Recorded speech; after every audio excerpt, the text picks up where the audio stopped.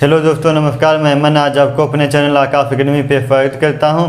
आज मैं आप लोगों को जीके के बहुत ही इंपॉर्टेंट क्वेश्चन बताने जा रहा हूं जो सभी प्रतियोगी परीक्षाओं में आए हुए हैं और इसमें से एक एक क्वेश्चन प्रतियोगी परीक्षाओं में पूछा गया ही है। देखिए, सबसे पहला प्रश्न देखते हैं। जीवाश्म ग्रह किसे कहते हैं? जीवाश्म ग्रह चंद्रमा को कहा जाता है।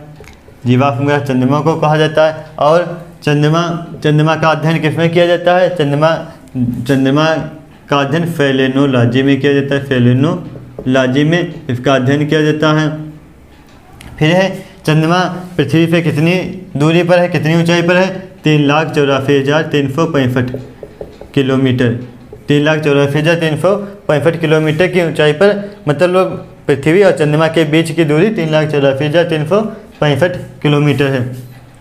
फिर देखते हैं, जो चंद्रमा पर सबसे ऊंचा पर्वत है उसका नाम लिबनटज है। लिबनटज पर्वत चंद्रमा पर पाया जाता है, जो सबसे ऊंचा है और इसकी ऊंचाई 35,000 फीट है। 35,000 फीट। लिबनटज पर्वत चंद्रमा पर पाया जाता है जो सबसे ऊंचा है और 35,000 फीट इसकी ऊंचाई है। फिर देखते हैं, पृथ्वी तल से चंद्रमा को देखा जाए तो कितना प्रतिशत दिखाई देता है? पृथ्वी तल से चंद्रमा को देखने पर उसका सिर्फ 1% भाग ही दिखाई देता है। कहीं कहीं आपको 57% भी मिल जाएगा और कहीं पे 1% दोनों पे ही है, लेकिन जो पृथ्वी से चंद्रमा को देखोगे तो सिर्फ 1% ही दिखाई देगा चंद्रमा का। और चंद्रमा पृथ्वी का एकमात्र उपग्रह है, ये सभी को पता होगा। फिर दूसरा क्वेश्चन है, सबसे चमकीला ग्रह किसे कहा जाता है? सबसे चमकीला ग्रह शुक्र को कहा जाता है। शुक्र को सबसे चमकीला ग्रह कहा जाता है। और इसे क्या कहा जाता है? इसे भोर का तारा, सांझ का तारा, हाँ, सबसे चमकीला ग्रह शुक्र, भोर का तारा तथा सांझ का तारा शुक्र को ही कहा जाता है। और सबसे गर्म ग्रह शुक्र होगा। और पृथ्वी के सबसे निकट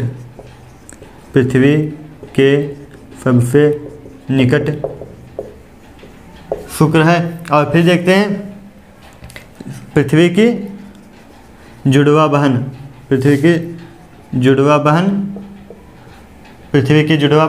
शुक्र को कहा जाता है। और यह किस लिए कहा जाता है? क्योंकि जो शुक्र की बनावट है वह पृथ्वी से मिलती जुलती है,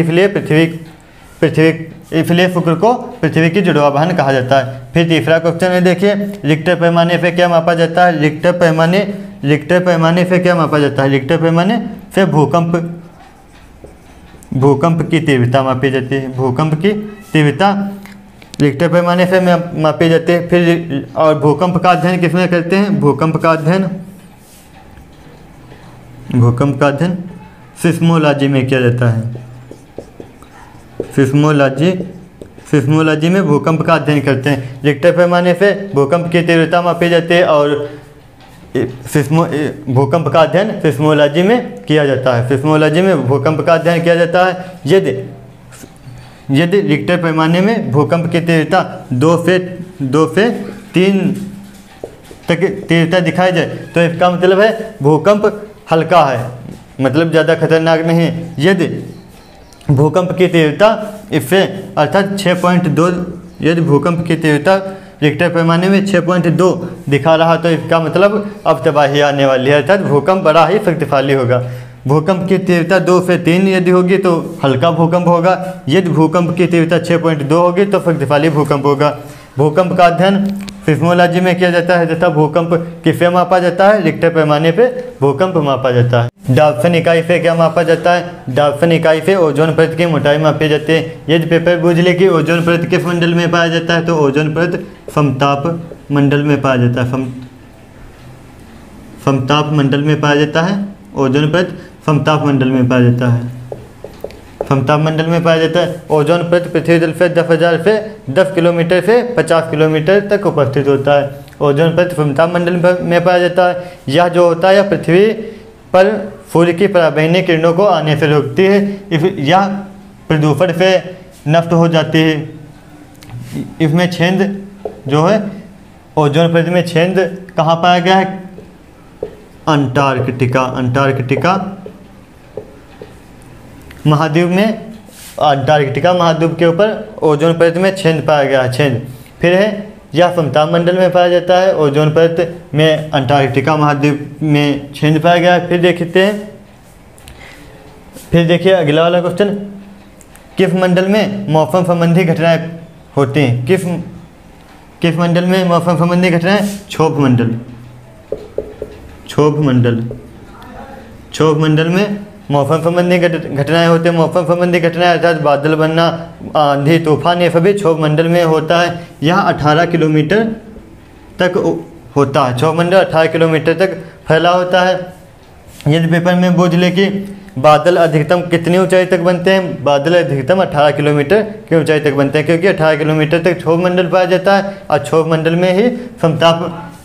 में ही मौसम संबंधी घटनाएं सभी होते हैं। वायुयान, यदि पेपर में पूछ ले वायुयान किस मंडल में उड़ते हैं? वायुयान समताप मंडल में उड़ते हैं। और आयन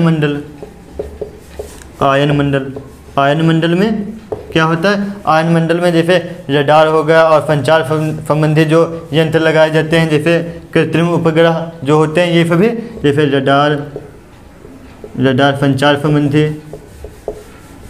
संबंधी जो यंत्र होते हैं और कृत्रिम उपग्रह, ये सभी आयन मंडल में उपस्थित होते हैं। फिर देखिए वह कौन सी नदी है जो कर्क रेखा को 2 बार काटती है? कर्क रेखा को 2 बार काटने वाली नदी माही नदी है। माही नदी कर्क रेखा को 2 बार काटती है। और कर्क रेखा कितने राज्यों से गुजरती है? कर्क रेखा भारत के 8 राज्यों से गुजरती है। ये मैं आशा करता हूँ कि जो क्वेश्चन पढ़ाए हैं वे सभी समझ में आपको आ गए होंगे। यदि आपको वीडियो अच्छी लगी हो तो लाइक कीजिए, शेयर कीजिए और मेरे चैनल को सब्सक्राइब कीजिए। धन्यवाद, मिलते हैं अगले वीडियो में।